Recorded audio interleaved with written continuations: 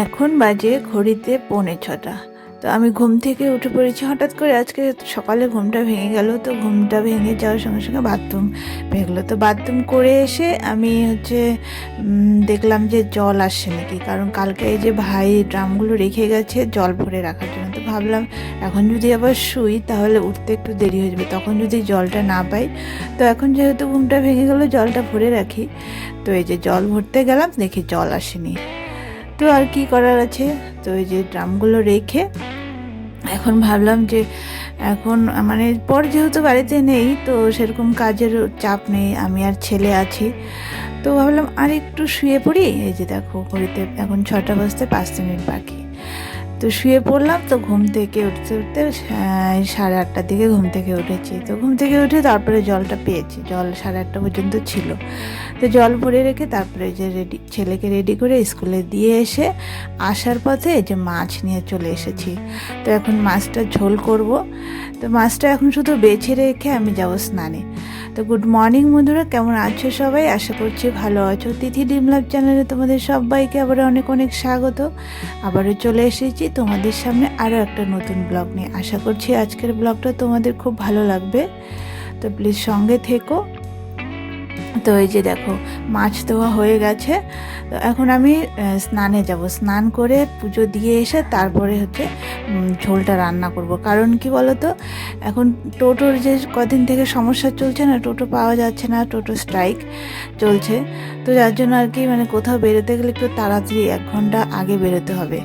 তো যার জন্য তাড়াতাড়ি ফটাফট আগে স্নান পুজোটা সেরে নিই, তারপরে মাছের ঝোলটা ফটাফট হয়ে যাবে। তো এই যে এদিকে আমি পুজো দিতে চলে এসেছি। তো চলো। তো ওইদিকে আমাদের রাস্তায় টোটো পাওয়া যাচ্ছে না বন্ধুরা। তো আমি তোমাদের দুদিন থেকে বলছি ব্লগে যে টোটোর অসুবিধা, টোটো পাওয়া যাচ্ছে না। কি টোটোওয়ালারা স্ট্রাইক ডেকেছে কেন বলো তো? ওদের পুজোর সামনে ওদের এখন ইনকামের সময়। আর এখন সরকার থেকে আর কি, এটা সরকার থেকে কিনা জানি না, বলেছে যে নাম্বার, যাতে যেসব গাড়ির নাম্বার নেই সেসব টোটো চলবে না রাস্তায়। তো এটা তো খুব বড় একটা সমস্যা বলো। যারা আর কি টোটো চালিয়ে যাদের সংসার চলে, হঠাৎ করে যদি এরকম টোটো না চলে তাহলে তো খুব অসুবিধা। আবার এদিকে পাবলিকেরও অসুবিধা হচ্ছে। আমাদেরও একটা অভ্যাস হয়ে গেছে বাড়ির সামনে থেকে টোটোতে ওঠা। আর এখন যদি টোটো না পাওয়া যায় কতটা যে সমস্যা হচ্ছে কি বলবো।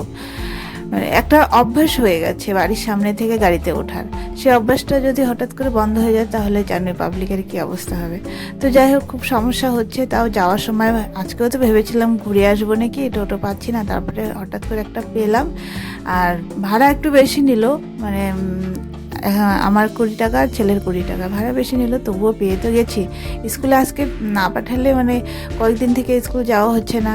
তা সামনে পরীক্ষা, সোমবার থেকে আমার ছেলের পরীক্ষা। তো এই সপ্তাহটা কয়েকদিন স্কুল হবে। তো ভাবলাম আজকে দিয়ে আসি, কালকে যদি না যায় তো না যাবে।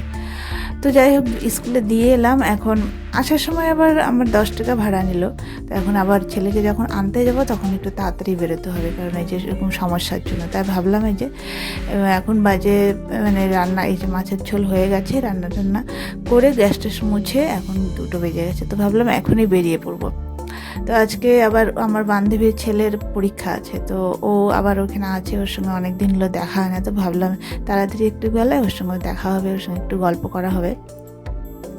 তো এখনই বেরিয়ে পড়বো রেডি হয়ে। তো চলো সঙ্গে থেকো। তো এখন বাজে ঘড়িতে 7:30। আমি ছেলেকে স্কুল থেকে নিয়ে এসেছি। নিয়ে আসার পথে আমার বান্ধবী এসেছিলো, বান্ধবীর ছেলে এসেছিলো। তো ওদের সঙ্গে একটু টাইম কাটিয়েছি। তো ওদের সঙ্গে ছেলের বন্ধু অনেক দিন পরে পেয়েছে, তো বন্ধুর সঙ্গে খেলা করছিল আর আমি বান্ধবীর সঙ্গে একটু গল্প করলাম। তো যার জন্য আর কি বাকি শ্যুটগুলো করা হয়নি। তো একবারে সন্ধ্যাবেলা তোমাদের সামনে চলে এসেছি। তো আমি এই যে চাউটা বানিয়ে ফেললাম, কালকের 2 প্যাকেট ছিল, সেটাই আজকে বানালাম। আর ছেলের খিদে পেয়েছে, সন্ধ্যাবেলা অনেক কয়েকবার আমাকে বললো মা কিছু বানিয়ে দাও, খিদে পেয়েছে। তো আমি বললাম একটু দাঁড়াও, আমি বানিয়ে দিচ্ছি। আর ছেলে ওদিকে টিভি দেখতে দেখতে কখন যে ঘুমিয়ে পড়েছে বুঝতেই পারিনি। তো থাক, আমি ভাবলাম একবারে ওকে পরে ডেকে উঠাবো, চাউমিনটা রান্না হলে পরে। তো এই যে এখন ওকে ডেকে উঠিয়ে তারপরে দুজনে মিলে এখন চাউটা খাবো। তারপরে রান্না, আর রাতে আর কিছু রান্না করার ঝামেলা নেই। রাতে ওই দুপুরের মাছের ঝোল ভাত আছে, সেটাই আর কি খাওয়া দাওয়া করবো। তো আশা করছি বন্ধুরা আজকের ব্লগটা তোমাদের খুব ভালো লাগলো। তো যদি ভালো লাগে একটা লাইক করে দিও। আর হ্যাঁ, যদি আমার ব্লগগুলো তোমাদের ভালো লাগে তাহলে চ্যানেলটাকে সাবস্ক্রাইব করে রেখো। তো আজকের ব্লগটা এই পর্যন্ত। সবাই ভালো থেকো, সুস্থ থেকো। দেখা হচ্ছে আবারও নতুন একটা দিনে। টাটা।